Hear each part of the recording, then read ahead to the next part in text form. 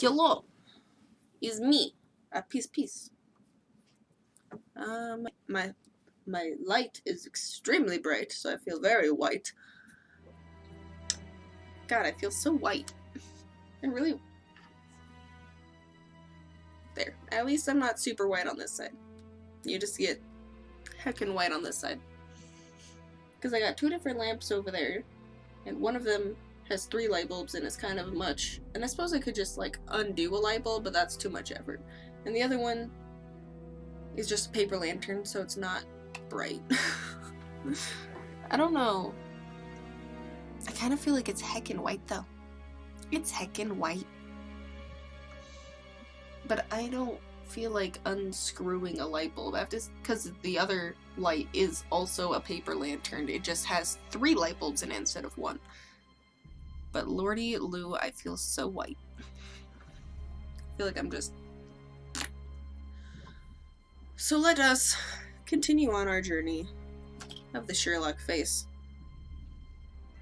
Resume.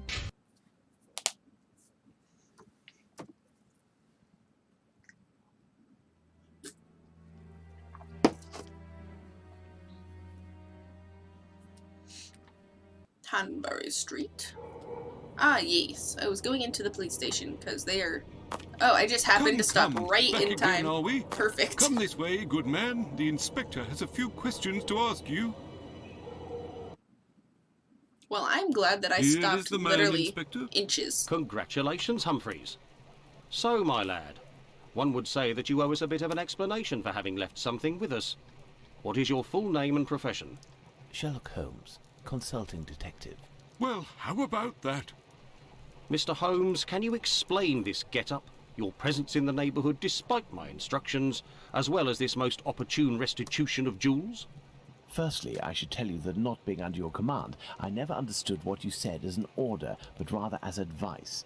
I thought I would be wise to follow them to a certain extent. I intended to explain the stolen goods sooner or later. My presence here will allow me to fill you in on a few conclusions that... If it is in regard to the Whitechapel murders, it won't help us much. We have no doubt that we will be revealing the identity of the murderer to the people in the area in a day or 2. I'm impressed, Inspector, and I offer you my sincerest congratulations. Nonetheless, you should investigate a certain doctor. Listen, Holmes, let us do our work. You've rid us of a great pain in the rear end by finding those jewels for us. It's weeks of work that you've saved us. But I think you're a little underqualified for a case like that of Jack the Ripper. Until it's over, I demand that you do not set foot in the area. Is that clear? I take note of your advice, Inspector. You mentioned Jack the Ripper. Pardon me, but you know the name of the murderer? Oh, it's from a letter that the Central News Agency sent our way. It was written by the killer. And even if it can't be proven, it must be recognised that the signature is striking. This information is confidential, and I would ask you to keep it to yourself, Holmes. Can I have a little look? Out of mere curiosity, Inspector. Then I shall disappear. In that case, I don't see any objection. Thank you so much. I hate that the subtitles are different from what they say. Like, can't they just make it the same? Alright. I'm horrible at cursive. Share patron? That doesn't make any sense, but okay. I keep on... Shut up, phone. I will keep on hearing the police... Oh, I keep on hearing the police have caught me, but they won't fix me just yet. I have laughed when they look so clever, and talk about being on the right track. God, I read that as an N. On a night track. Yep, that's exactly. That joke about leather apron gave me, God damn, I suck at, I suck at cursive. Gave me real, I don't know. I forget what that is. Is that a B? I forget. I am down on whores, and I shan't quit nipping them till I do get buckled. fucking know. Grand work. Yes, the last job was I gave the lady no time to squeal. How can they catch me now? I love my work and want to start again. You will soon hear of me with my funny little games. I saved some of the proper red stuff in a ginger. This says ginger, right? Yeah, ginger bottle over the last job to white? Yes, that fucking says white. God damn. They taught us,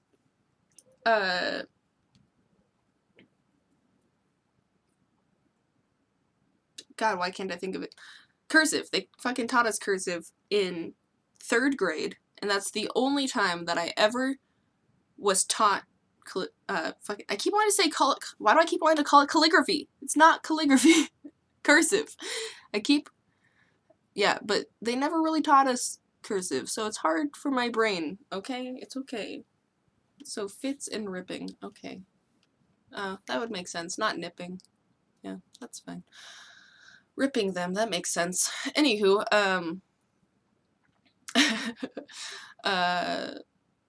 to write with it, but it went thick like glue and I can't use it. Red ink is,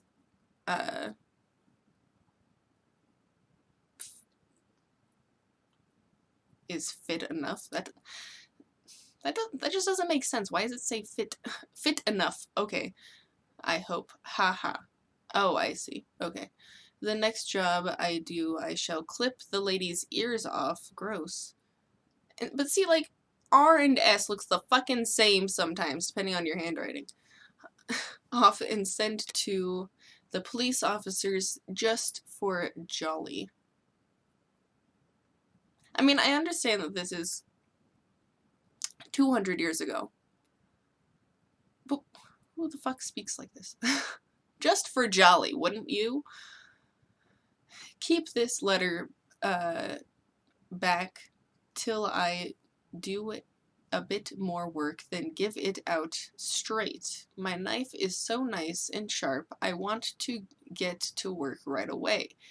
If I get a chance. Good luck, yours truly, Jack the Ripper. Don't mind me signing. I read signing, but I think that says giving the trade name. P.S. Wasn't good enough to post this envelope. I want to say, before. I really wanted that to say envelope for some reason. Before I got all the red ink off my hands. Curse it, no luck yet. They say I'm a doctor now. Ha ha. Okay. Well then.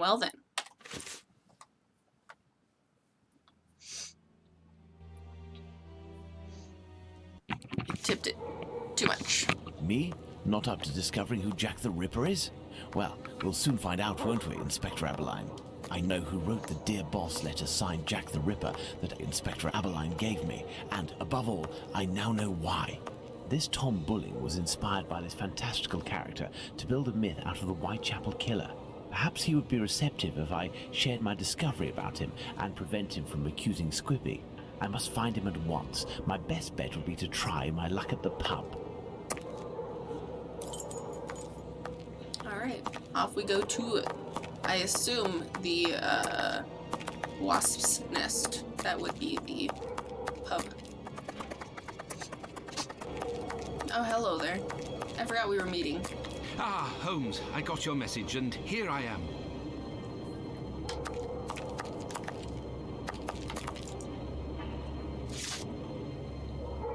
Perfect, Watson. That oaf Pluto is looking for us with evil intentions, and he may be hiding here. I will try to get more information inside. You, Watson, will be our lookout, and at the slightest suspicious sound, do not hesitate to call a constable on his rounds.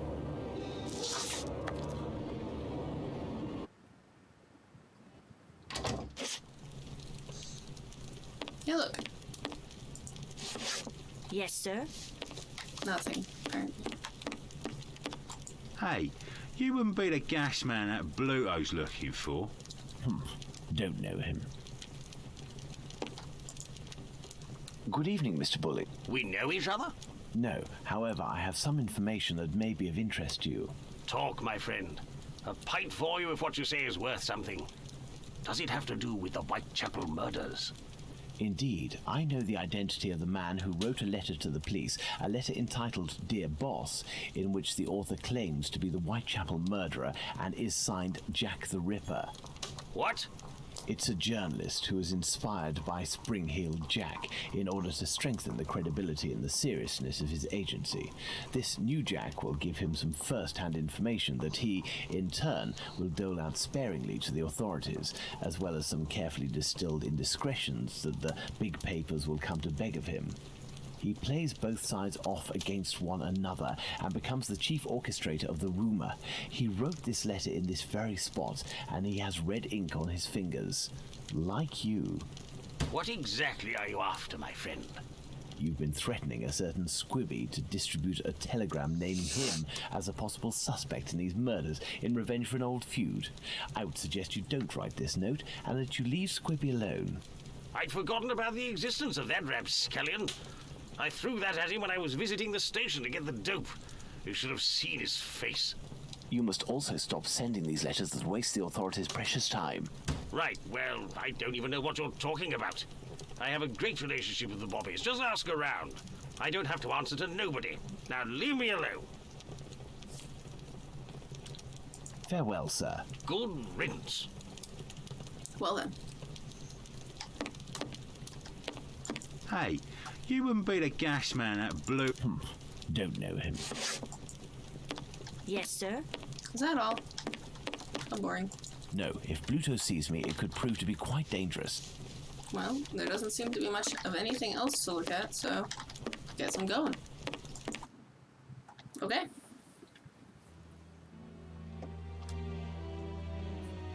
Let's hurry to the police station, Watson. We are close to our goal. Squibby will be able to reveal what he knows about Tumblety. Squibby? Uh-oh. So that's it. You're a free man again. We were just coming to the station to find you. Shh. Yeah, the Bobbies agreed to let me go and I came to see Bluto before ferreting you out.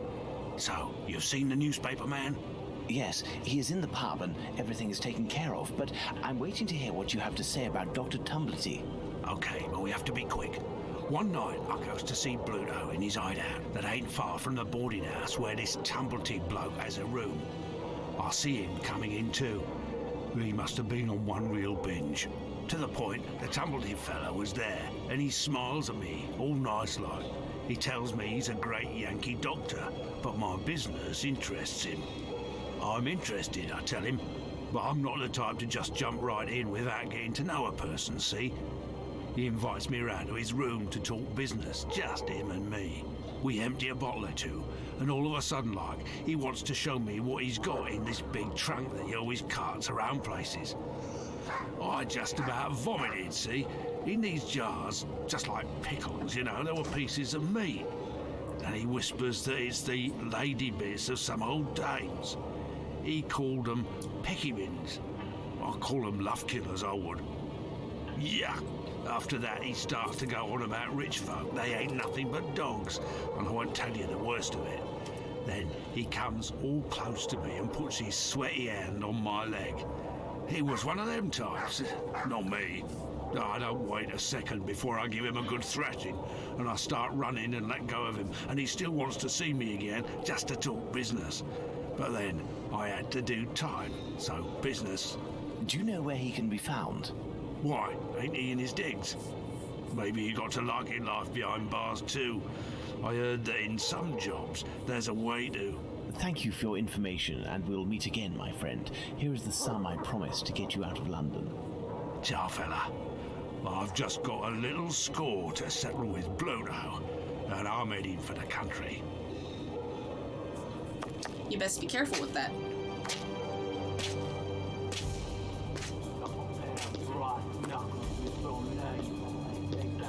Oh, is that Mr. Tumblety?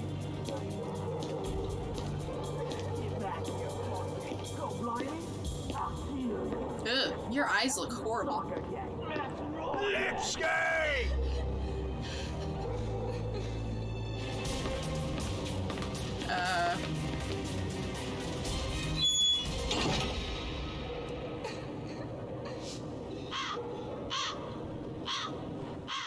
My dear Watson, we must strike while the iron is hot. We have avoided meeting Dr. Tumblety until now. The time has come to do so. Do you have an opinion, Holmes? We must assure ourselves that the factor collector of female organs and a murderer who removes said organs are resident in the same area at the same time is nothing more than coincidence. I thought that you wouldn't bring me back your keys. Oh, it's you, Mr. Holmes. Good evening, Dr. Watson. Indeed, it is I again. One of your tenants left without returning his keys? Yes, it's When Dr. did I change? Tumblety whom we spoke about. Shortly after your last visit here, some constables came and asked me a few questions regarding him. Barely had they left, and the doctor came barreling around a street corner and rushed up into his room upstairs. A little while afterwards, while I was tidying, I heard a thud in his room and a rush down the stairs. He left with most of his bags, but without returning his keys.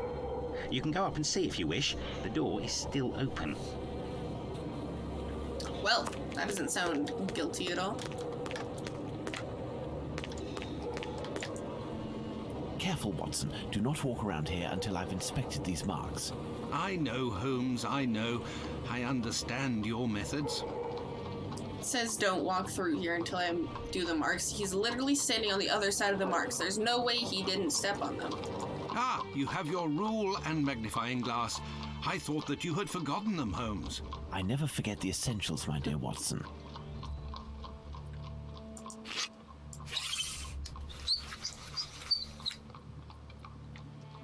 Size 13.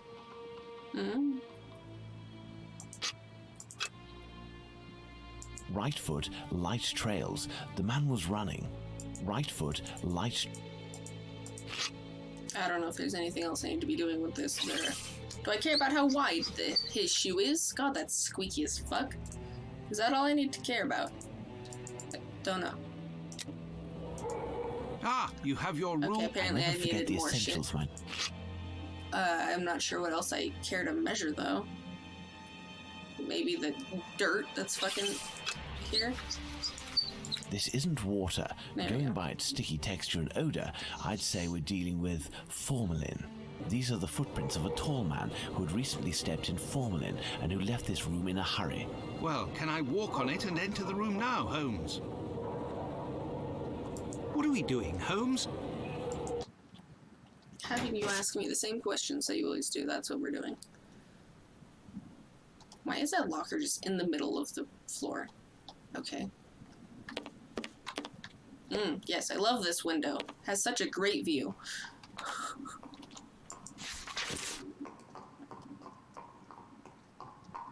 I don't like the running in the background. Sounds creepy. Kind of sounds like someone's just playing with those paddle balls, though. Do not understand how you found yourself in this situation. Your passionate discussions on the legitimacy of this war should have convinced more than one. I still remember when you intimidated him during that meeting.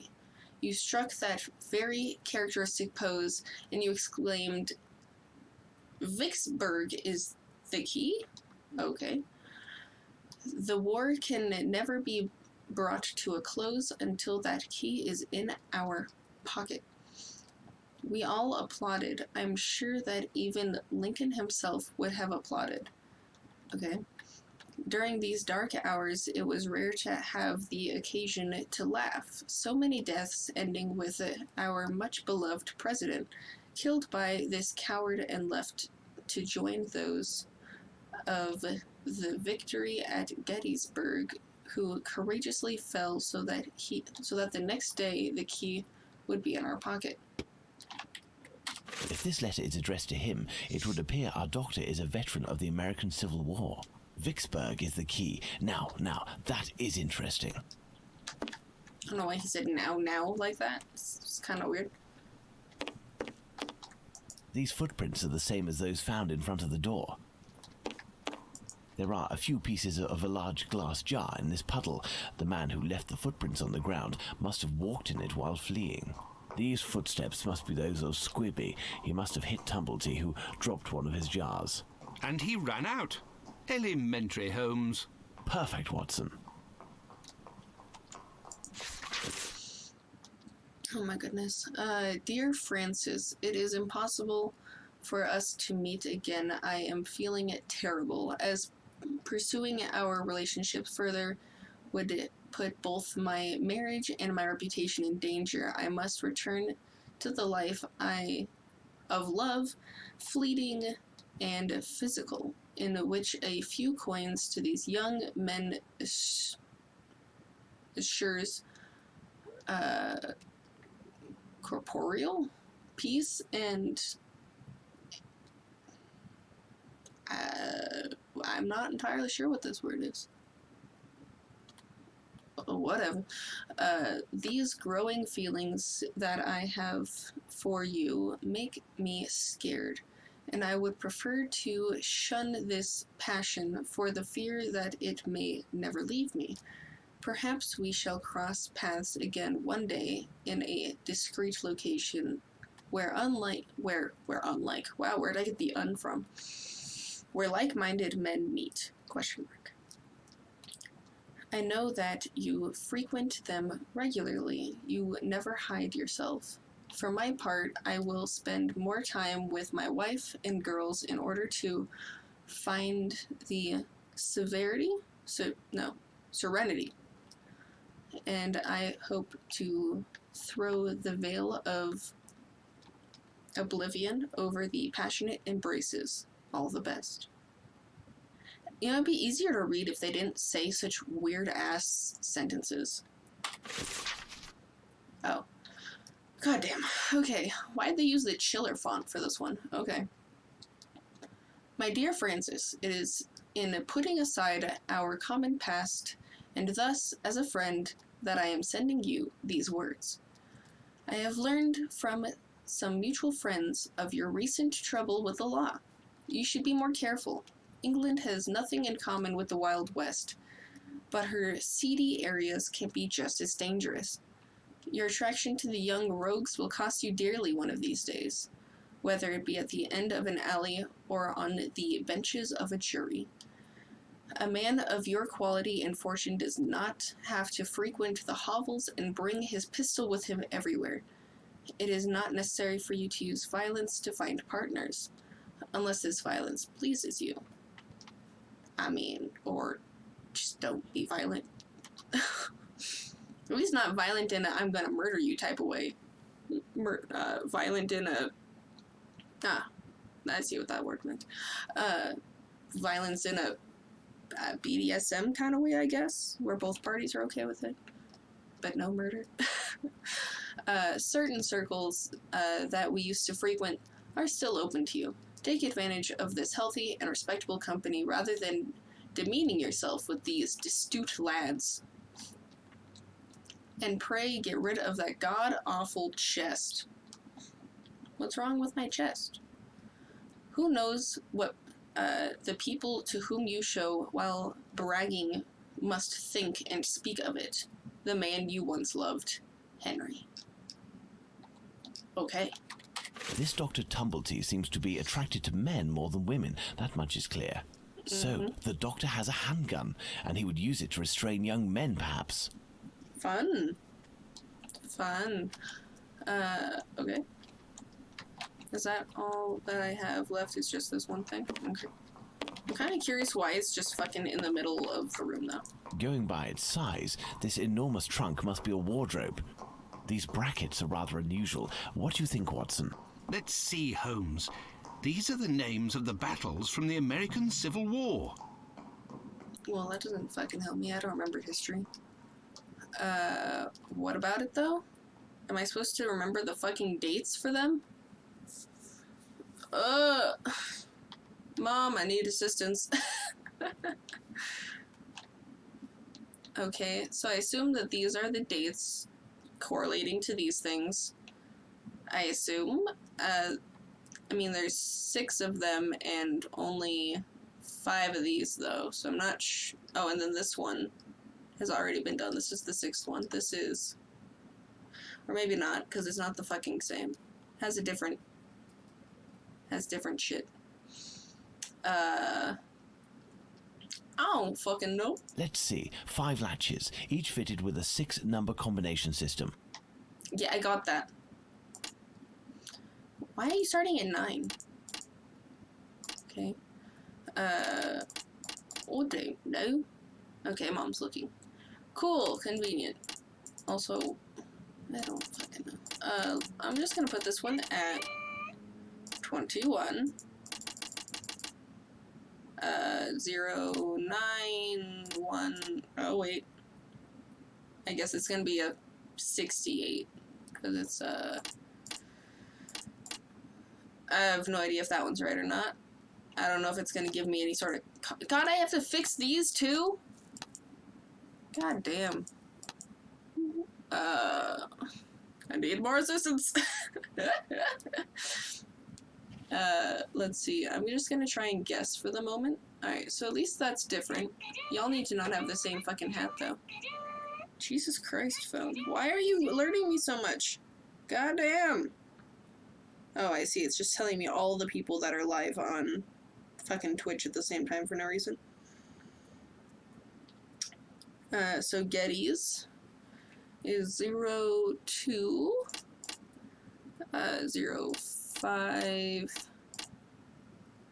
63. Okay, is that the right bullshit for that though? I don't know if that's what Gettysburg helmets look like. Hats.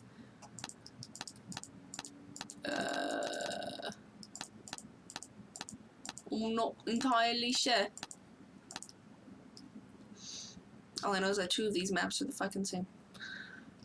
Well, at least I have that one in, so that's cool.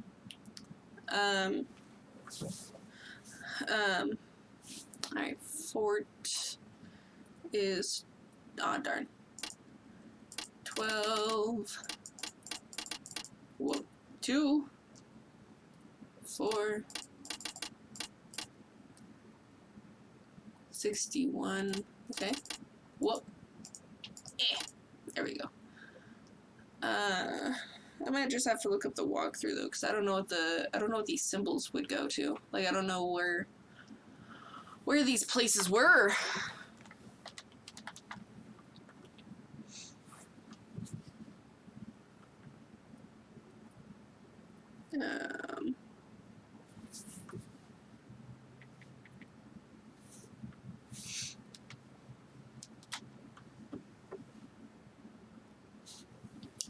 I'm not sure why they have a puzzle being just fucking history.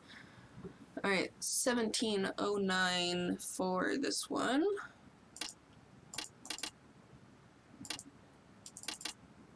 And then 62. Okay.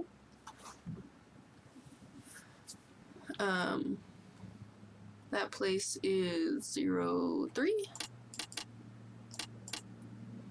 07.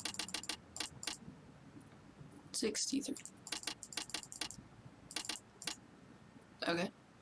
And then we just need to know about Vic. And then we just need to know where those fucking places are.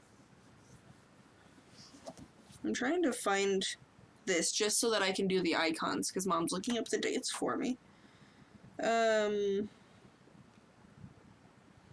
02... No, Mom, you already told me that one.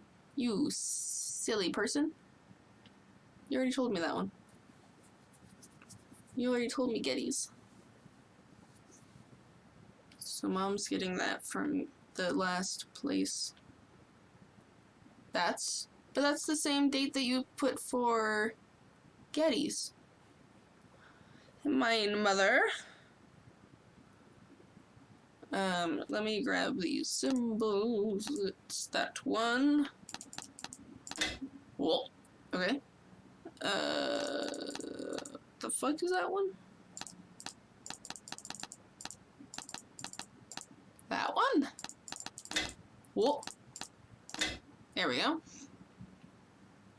Alright, so stays blue one, goes to the cowboy hat, I thought. Oh. Oh, okay. 3, 7. Going the wrong way, but that's okay. Whoop. 7. 63. Okay, and then the other one. Wait. Mom, you're confusing me.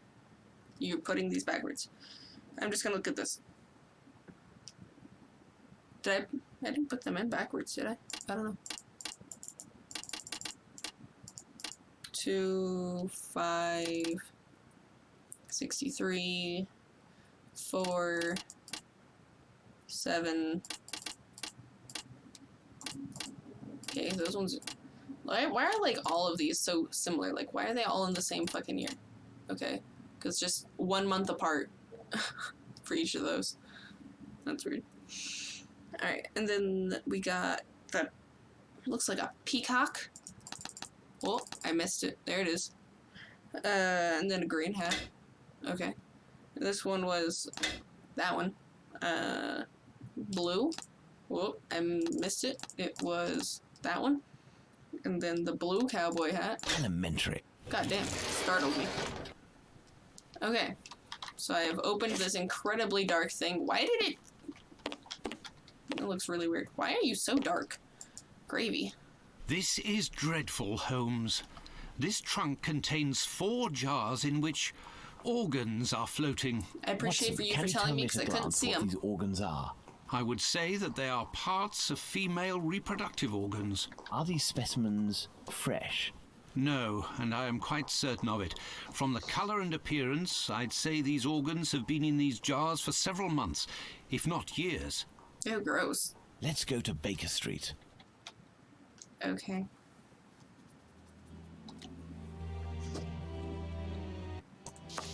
Is there someone here? Yes.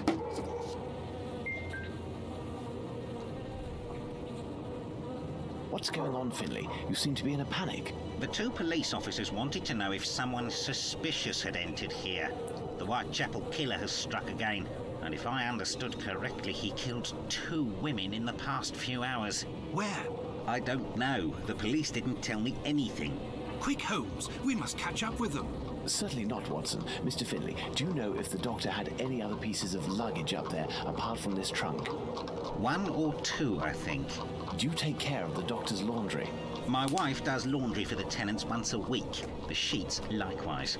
Would you be kind enough to let us know as soon as possible if the doctor shows up again? Certainly. I'm just worried that he won't be back, you see, and I'm annoyed about my keys. Holmes, I don't follow. The Whitechapel killer is, at this very moment, very close by, and we are just staying put, twiddling our thumbs. The Whitechapel killer has always been nearby, and what will we do? Go back to the scene of the crime or crimes and mix with the onlookers and trample the crime scenes even more? No, our time will come. Let's return to Baker Street. Let's go back to Baker Street. Home, sweet home. I don't know why you went out of the cutscene just to do that.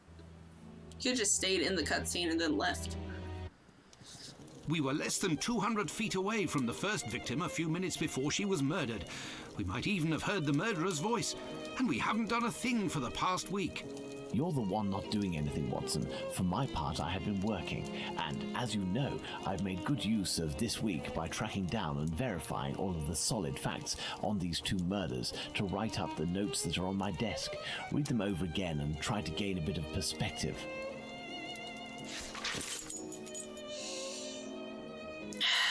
Okay, so note on the murder of Liz Stride at Dutfield's Yard. Certain information that I have collected must be verified. Liz Stride, nickname Long Liz. Okay. 45 years old, height 5'5". I know what that means. Occasional prostitute. Yeah, probably. She lived for the past 3 years in a stormy relationship with a certain kidney?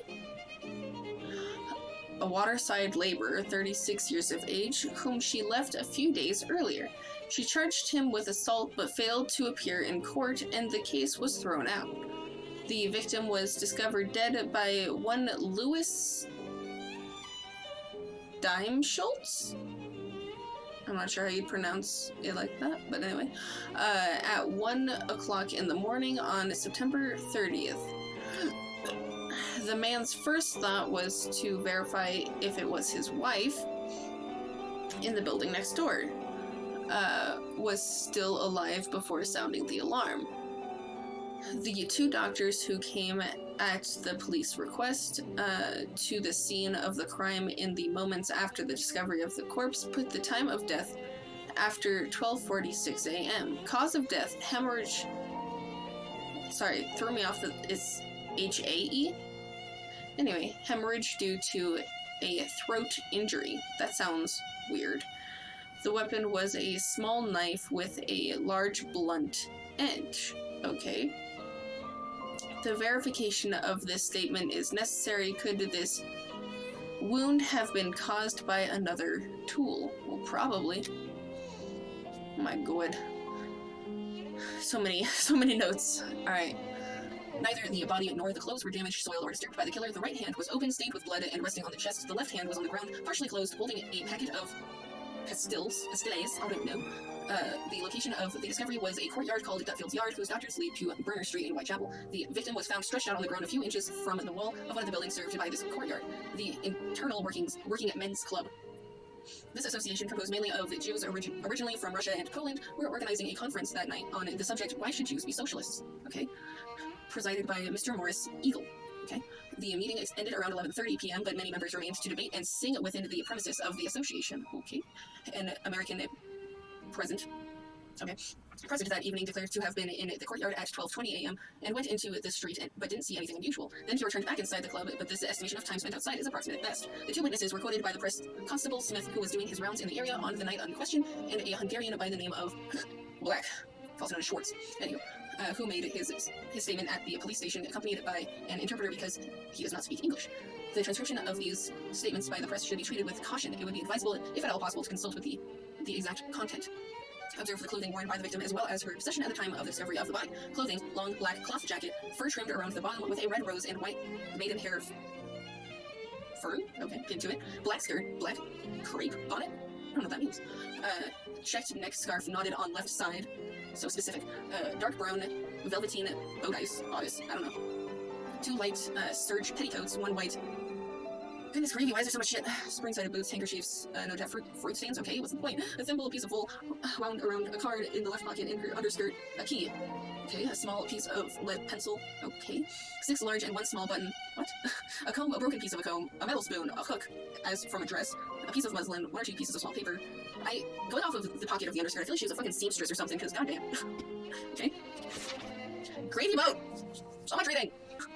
Okay, note on the murder of Catherine. Catherine. There we go. Eddowes. Catherine Eddowes, 46 years old, height 5 foot. Occasional prostitute, as I would assume all these people are. She had a regular relationship for 7 years with one John Kelly, a man of no regular employment and about the same age as the victim. The victim was found dead at 1:44 a.m. on September 30th by P.C. Watkins, who was on his rounds. He secured the area by calling to the watchman of the warehouse located some feet from the crime scene. According to the doctor who arrived on scene at 2:18 a.m., the victim had just been dead for half an hour. Unlikely, but we know from experience how hard it is precisely established the time of death when the corpse has been very mistreated. Cause of death: hemorrhage due to a throat wound, just like the other person.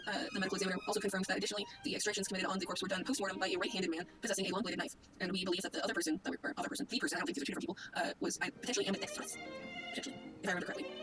The victim was subject to numerous simulations. The victim was found stretched out in a dark corner of Myers Square, notorious meeting spot for prostitutes and the clients because of its remote location. It should be noted that the victim was freed from the Bishopgate Street, okay? Police drunk tank, okay? At 1 o'clock in the morning, Myers Square was visited at 1:30 a.m. by P.C. Watkins coming from Myers Street, and at 1:42 a.m. by P.C. Harvey coming from the church passage. The 2 police constables didn't see anything suspicious in the area, but it should be noted that P.C. Harvey didn't enter into Myers Square, unlike P.C. Watkins. Okay. So at 1:30, P.C. Watkins actually went into the square, and at 1:42, he did not. The watchman who came to lend a hand to Watkins at the time of the discovery of the body had been awoken during the time of the crime. His door is located a few feet from the spot where the victim was dying and didn't hear anything until the police's call. Oh, I mean, that makes sense. I just never heard that before. Firstly, we must note that the clothing worn by Catherine Eddowes are very characteristic. I think in particular the patterned green chintz skirt, as well as the white men's vest. A few of her possessions? Yeah, there's possessions, including the thimble, were found around the corpse. The white apron was found on the corpse with a part missing, thus this missing part previously resewn, thus ensuring authenticity. was found at 2:55 a.m. on the night of the murder by PC Alfred Long, who states that the object wasn't there at his preceding patrol. Yes. At 2:20 a.m., the piece of bloody apron was found in the entrance hall leading to the stairs of 108 to 119 Wentworth model dwellings on Golston Street. At the right of the entrance, just above the apron, was found the following inscription in chalk. The Jews are not the men that will be blamed for nothing. Okay. The Jews are not the men who will be blamed for nothing. Yes, I read that already. Thank you for repeating it. The Wentworth model dwellings building was being almost exclusively occupied by Israelites, and Golston Street being the site of a very popular, much frequented market, he decided to erase the inscription before the day broke. Okay. Kate Edo's belongings, wearing at the time of the murder black straw bonnet trimmed in green and black velvet with black beads. God damn, there's so many notes. Black strings worn tied to the head. Black cloth jacket trimmed around the collar and cuffs with intimidation fur. Intimidation? Yeah, that's an intimidating fur. There's so many notes. Imitation fur and around the pockets in the black silk braid and fur, large metal buttons. Metal buttons? Why the fuck do you have metal buttons? Dark green skirt. Didn't we already say that she had that? Anyway, 3 flounces? Okay, I don't know what that means. I don't know what that is. Brown button on waistband. The skirt is patterned with daisies and golden lilies. Man's white vest, matching buttons down the front. I mean, it makes sense that they're not gonna have plastic buttons, but metal buttons? Why not like wooden buttons? I feel like metal is way more, I don't know, just more. Gray stuffed petticoat. Oh, I wouldn't know, I was alive 200 years ago. Gray stuffed petticoat with white waistband, a very old green alpaca skirt, I almost read alpha skirt, worn as undergarment. Okay, very old ragged blue skirt with red flounces, light twill lining worn as undergarment. Why is she wearing 2 things worn as undergarment? White calico, I don't know how to pronounce that word. Anywho, pair of men's lace-up boots with fucking mohair laces. Why is this so specific? Like, I understand, but I don't care. I doubt this is useful. Yeah, I believe it, but why do I have to read all of this? But I have to read all of this because if there is something useful in here, they're not going to tell me that there's something useful in it. They're just like, you read it, right? Where was I? Somewhere. Yeah, I know. Where the fuck was I? Alright, right boot repaired with red thread, 1 piece of red dot silk worn as a, I would say handkerchief, or, neckerchief just sounds weird. I assume, I don't know. Anyway, a large white pocket handkerchief, handkerchief. I look for seeing that word actually spelled out, nobody ever says it. 1 large white cotton handkerchief with red and white bird's eye border, okay? 2 unbleached calico pockets, tape strings, 1 blue stripe bed ticking pocket, okay? Brown ribbed knee stockings, darned? With white cotton, okay. I would say like adorned or some shit, I don't know. Possessions, 2 small blue bags, 2 short black clay pipes, 1 tin box containing tea. 1 tin box containing sugar, matchbox, empty.